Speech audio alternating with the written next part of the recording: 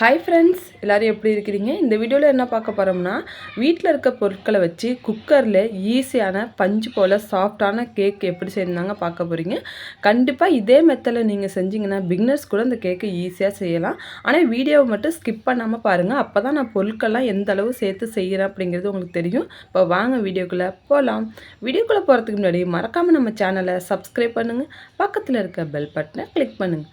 அதில் ஆளுங்கிற ஆப்ஷனையும் கிளிக் பண்ணுங்கள். அப்போ தான் நாங்கள் போடுற வீடியோஸ் தொடர்ந்து உங்களுக்கு நோட்டிஃபிகேஷனில் வரும். தொடர்ந்து நம்ம சேனலுக்கு சப்போர்ட் பண்ணுங்கள்.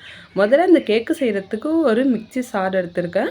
அதில் மெஷரிங் கப்பால் 1 கப் அளவுக்கு நான் வறுக்காத ரவை எடுத்திருக்கேன். உங்கள்கிட்ட மெஷரிங் கப்பு இல்லைன்னா நீங்கள் வீட்டில் இருக்கிற ஏதோ ஒரு கப்பு, அப்படி இல்லைன்னா கிளாஸு, எது வேணாலும் எடுத்துக்கலாம். ஆனால் இதேமாதிரி ஒரு கப்பால் 1 கப் அளவுக்கு நான் வறுக்காத ரவை சேர்க்குறேன். இப்போது அதே கப்பால் 1/2 கப் அளவுக்கு நான் சுகர் சேர்த்துக்கிறேன்.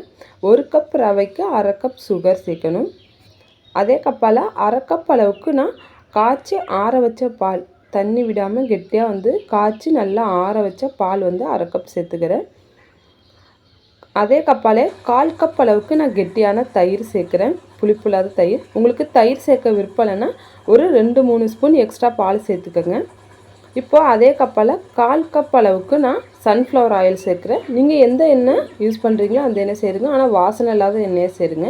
ஒரு சின்ன டீஸ்பூனால் 1/2 டீஸ்பூன் அளவுக்கு வெனிலா எசன்ஸ் சேர்க்குறேன். உங்கள்கிட்ட வெனிலா எசன்ஸ் இல்லைன்னா ஏலக்காய் 3 ஏலக்காய் 2 ஏலக்காய் சேர்த்துக்கங்க. இல்லைன்னா ஏலக்காய் தூள் கூட சேர்த்துக்கோங்க. இப்போ இது எல்லாத்தையும் ஒரு 30 செகண்டுக்கு அரைச்சி எடுத்துகிட்டு வந்துடலாம். இப்போ பாருங்கள், அரைச்சிட்டு வந்துட்டேன். இந்த அளவுக்கு இருக்கணும். இதை இப்போ ஒரு பாத்திரத்துக்கு மாற்றிக்கலாம். இது கொஞ்சம் தண்ணியாக தான் இருக்கும். அதுக்கப்புறம் நம்ம ரவை ஊறுனுச்சுன்னா கரெக்டாக வந்துடும். இதை இப்போ ஒரு 10 நிமிஷம் அப்படியே மூடி போட்டு ஊற வச்சிடலாம். நம்ம சேர்த்துருக்க ரவையெல்லாம் ஊறி வரணும். இப்போ 10 நிமிஷம் ஆயிடுச்சு. ஓப்பன் பண்ணி பார்க்கலாம். பாருங்கள், ரவையெல்லாம் ஊறி கொஞ்சம் கெட்டியாக வந்திருக்கு நம்மளுக்கு மாவு. கரெக்டாக 10 நிமிஷம் அதை ஊற வச்சுருங்க. பாருங்கள், இந்த அளவுக்கு இருக்கணும். இப்போ இதை லைட்டாக கலந்து விட்டுட்டு இப்போ இது கூட ஒரு ஸ்பூன், சின்ன ஸ்பூனால் 1 ஸ்பூன் அளவுக்கு பேக்கிங் பவுடர், அதிலே 1/2 ஸ்பூன் அளவுக்கு பேக்கிங் சோடா, இப்போ இதையும் சேர்த்துக்கலாம். இப்போ இதை கலந்து விட்டுடலாம். கலந்து விடுறப்ப பார்த்திங்கன்னா இதே மாதிரி ஒரே டைரக்ஷனில் தான் கலந்து விடணும். இந்த பக்கமும் அந்த பக்கமும் மாற்றி மாற்றி கலந்து விடக்கூடாது. அதே மாதிரி ரொம்ப நேரமும் கலந்து விடக்கூடாது. 1 நிமிஷத்துக்கு மட்டும் கலந்து விடுங்க. இப்போ பார்த்திங்கன்னா நம்மளுக்கு மாவு நல்லா ரெடி ஆகிடுச்சு. இப்போ இது கூட நான் டூட்டி ஃப்ரூட்டி வீட்டில் இருந்ததுனால நான் சேர்த்துக்கிறேன் ஒரு 3 ஸ்பூன் அளவுக்கு. இது ஆப்ஷனல் தான். வேணும்னா சேர்த்துக்கலாம், இல்லைன்னா ஸ்கிப் பண்ணிவிடுங்க. இது என் பையன் இதை விரும்பி சாப்பிடுவாங்கிறதுனால வீட்டில் இருந்ததுனால நான் சேர்த்துக்கிறேன். அதுமாதிரி இது கேக்கு நடுவில் நடுவில் இருந்து கடிப்படும்போது நல்லாயிருக்கும், அதனால தான். இப்போ இதையும் சேர்த்து லைட்டாக இப்படி கலந்து விட்டுக்கலாம். இப்போ நம்மளுக்கு மாவு ரெடி ஆகிடுச்சுங்க. இது அப்படியே இருக்கட்டும். இதை வேக வைக்கிறதுக்கு நான் இன்றைக்கி குக்கர் தான் எடுத்திருக்கேன். இப்போ குக்கரில் ஃபுல்லாக எண்ணெய் தடவிக்கலாம். உங்கள்கிட்ட வெண்ணெய் இருந்துச்சுன்னா நீங்கள் வெண்ணெய் கூட யூஸ் பண்ணுங்கள், இல்லைனா நெய் கூட தடவிக்கலாம். நான் இன்றைக்கி எண்ணெய் தான் தடவுறேன். அதை நல்லா இதேமாரி 4 சைடும் நல்லா தடவி விட்டுக்கலாம். அப்போ தான் கேக்கு நம்மளுக்கு ஒட்டாமல் வரும். அதனால தான். இப்போ நல்லா தடவியாச்சு. இதில் கொஞ்சமாக மைதா மாவு போட்டு தூவி விட்டுக்கலாம். உங்கள்கிட்ட பட்டர் ஷீட் இருந்தால் நீங்கள் அதை யூஸ் பண்ணுங்கள். என்கிட்ட இல்லாதனால நான் மைதா மாவை யூஸ் பண்ணிக்கிறேன். இதேமாதிரி 4 சைடு நல்லா தூவி விட்டுக்கலாம். இப்போ இதில் நம்ம ரெடி பண்ணி வச்சுருக்க மாவை சேர்த்துக்கலாம். மாவு ரொம்ப தண்ணியாகவும் இருக்கக்கூடாது. அதனால தான் அதை நான் சொன்ன அளவுகளில் நீங்களும் சேர்த்துக்கோங்க. இப்போ மாவு ஃபுல்லாக சேர்த்தாச்சு. இதை இப்போ லைட்டாக இதுமாதிரி தட்டி விடலாம். அப்போ தான் உள்ளார பபுள்ஸ் இருந்துச்சுன்னா உடையும். அதுக்காக தான். இப்போது நான் மாவு ரெடி பண்ணுறதுக்கு முன்னாடியே நான் அடுப்பில் தோசைக்கல் வச்சு ஒரு 5 நிமிஷம் ஃப்ரீ ஹீட் பண்ணிட்டேன். பாருங்கள், நல்லா ஹீட் ஆகிடுச்சு. சிம்மில் வச்சு ஃப்ரீ ஹீட் பண்ணியிருக்கேன். இப்போ இது மேலே நம்ம ரெடி பண்ணி வச்சுருக்கிற மாவு குக்கரை வச்சிடலாம். வச்சுட்டு இப்போ இதை மூடி போட்டுக்கலாம். மூடியில் பெல்ட்டு மட்டும் போடுங்க. பெல்ட்டை போட்டுட்டு நம்ம க்ளோஸ் பண்ணிக்கலாம்.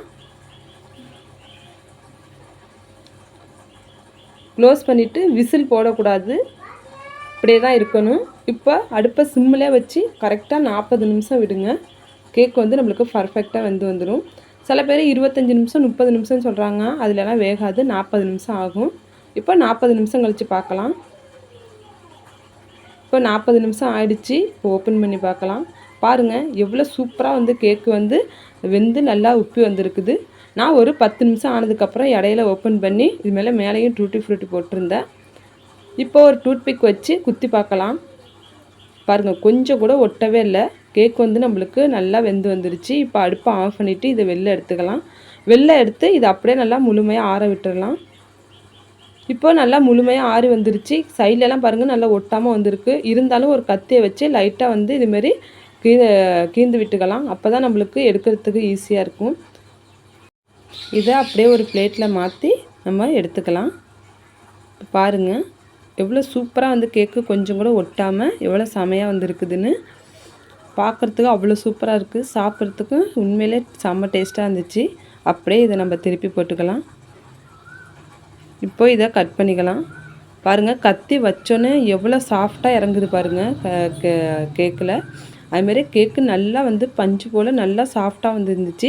அதிக காசு கொடுத்து நம்ம கடைகளில் வாங்குறதுக்கு பதிலாக இப்படி வீட்டில் இருக்க பொருட்களை வச்சு குழந்தைங்களுக்கு ஈஸியாக வந்து இந்த கேக்கு செஞ்சிடலாம்.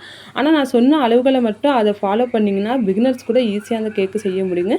கண்டிப்பாக இதே மாதிரி ஒரு முறை கேக்கு செஞ்சு பாருங்கள். செஞ்சு பார்த்துட்டு எப்படி இருந்துச்சுன்னு கமெண்ட் பண்ணுங்கள். வீடியோ பிடிச்சிருந்தா லைக் பண்ணுங்கள், சேனலை சப்ஸ்கிரைப் பண்ணுங்கள், பக்கத்தில் இருக்க பெல் பட்டனை கிளிக் பண்ணுங்கள். இது மட்டும் இல்லாமல் நான் நிறையா வீடியோஸ் வந்து நம்ம சேனலுக்கு தொடர்ந்து பார்த்து சப்போர்ட் பண்ணுங்கள். நெக்ஸ்ட் வீடியோவில் பார்க்கலாம். பாய்.